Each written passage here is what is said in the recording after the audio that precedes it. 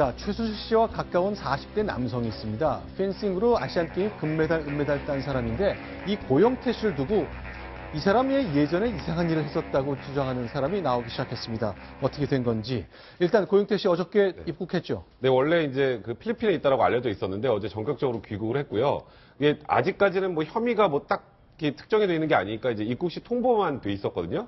근데 바로 거기에서 검찰로 들어가서 자진 출석을 해서 네. 오늘 이제 아침까지 이제 밤샘 조사를 지금 받은 상황인데 지금 화면에 보이는 네, 저 저 사람입니다. 남성이죠? 근데 고영태 씨가 얼마 전에 했던 얘기 때문에 모든 게 또 시작됐다는 분들도 있는데 그런 얘기 했잖아요. 최순실 씨가 연설문 고치는 게 취미다라는 얘기가 나오면서 시작됐던 건데 이 사람이 98년도에 방콕 아시안게임 펜싱에서 이제 단체전 금메달을 따고 개인전 은메달을 따고요.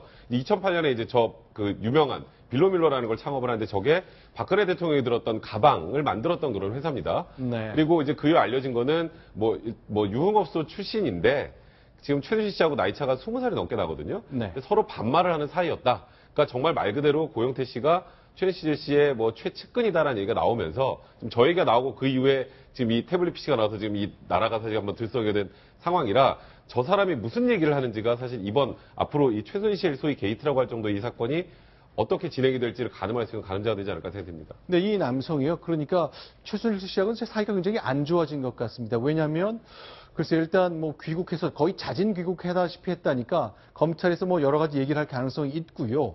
또 하나는 이 태블릿 PC 이것도 최순실 씨는 제2결보 인터뷰 보니까 내게 아니다. 바로 고영택 씨가 갖고 있던 거라고 얘기를 하고 있거든요. 굉장히 중요한 정보와 추사 단서를 쥐고 있는 인물입니다. 그런데 자, 동료가 오늘 아침 CBS 라디오에서 인터뷰를 했습니다. 라디오의 시사 프로에서 이런 것까지 인터뷰를 하게 될까 싶을 정도의 내용이 담겨 있습니다. 유흥업소가 있는데 이 고영택 씨가 나와 함께 일했었다라고 기억하는 남성의 얘기입니다. 소개하겠습니다. 그때 당시 강남에서 제일 유명한 데였습니다. 2006년이었던 걸로 기억합니다.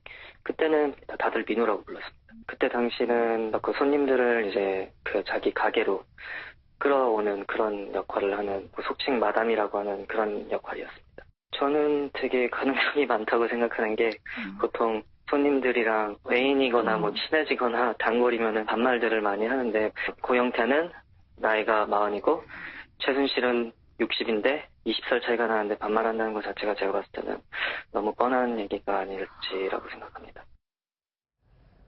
자, 그러니까 질문의 포인트입니다. 그런데 이제 이 보이는 강남 지역의 한 술집에서 유흥업소에서 일을 했다는 것라고 증언을 하고 있습니다. 뭐 사진 때문에 착오했을 수도 있고 또 사실이 아닐 수도 있겠습니다만 이런 증언이 유력하게 나오는 이유 이런 거죠.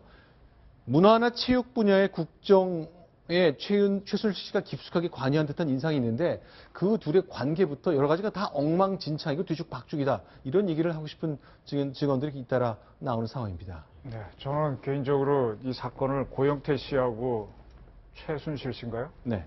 간에 어떤 큰 감정이 얽히면서 터져 나온 게 아닌가 그렇게 보고 있습니다. 큰 틀에서. 네. 그리고 그 반대급부로 차 감독인가요? 그분이 네. 많이 혜택을 누린 거에 대한 불만 같은 게 아닌가. 그리고 거기서 아마 이 사건이 터질 수 있었다는 막연한 추측을 하는데 네. 고영태 씨가 자진해서 들어왔단 말입니다. 네. 아마 여기에서 한 80~90%가 답이 나오지 않을까 상상합니다. 네. 자, 일단 특히 이제 이분이 했던 얘기는 최순실 씨가 연설문 고치는 게 취미? 아니요. 잘하는 일이 있다면 연설문 고치는 것이다라고 얘기를 했거든요. 이 말 때문에 JTBC가 공개한 이 연설문 파일을 갖고 있다는 그 사실이 아주 큰 폭발력을 가졌던 거 아닙니까? 그러니까 사실 저 얘기가 나왔을 때 그때 이원종 비서실장이 국회에서 그 얘기 하셨잖아요. 지금이 무슨 봉건 시대냐. 네. 이런 건 있을 수가 없는 일이라 그랬는데 그게 있을 수 있는 일이라는 게 이제 지금 그 태블릿 PC에서 나온 모든 것들 때문에 지금 여기 논란이 된 거잖아요. 네. 저런 정도의 지금 현실적인 내용을 다 알고 있는 사람이라면 네. 지금 우리가 계속 얘기하고 있는 뭐 최순실 씨가 어디까지 개입했고 뭐 이 부분에도 개입했는지 아닌지 계속 논란이 되는 부분들을 네. 굉장히 거의 대부분 알고 있을 가능성이 많거든요. 그리고 지금 계속 얘기가 나오는 거는 취임 초기만 약간 개입했을 뿐이지 지금은 전혀 관계 없다라는 게 이제 뭐 박근혜 대통령의 입장이기도 하고 지금 최순실 씨의 입장이기도 한데 네. 지금 그 이후에 나오는 여러 가지 뭐 K스포 재단이나 미르 재단이나 이런 부분들까지 전부 뭐 최순실 씨가 개입을 했다라면 그러면은 그걸 가장 잘 아는 건 결국 이 고영태 씨가 아니겠습니까? 그래서 앞으로 고영태 씨의 입이 굉장히 또 우리나라 한번 들썩이게 할 것 같다는 생각이 듭니다. 자, 자진 귀국했고요. 실제 이제 수사 받으면서 협조할 가능성이 높아 보인다는 것이 검찰 쪽 설명입니다. 자, 어제부터 시작된 조사 오늘 이틀째입니다. 주말을 거치면서 구체적인 그림은 좀 그려질 가능성이 있는데 여러 가지 논란을 예고하는 귀국이었습니다. 고영택 씨 얘기로 마지막을 정리해봤습니다.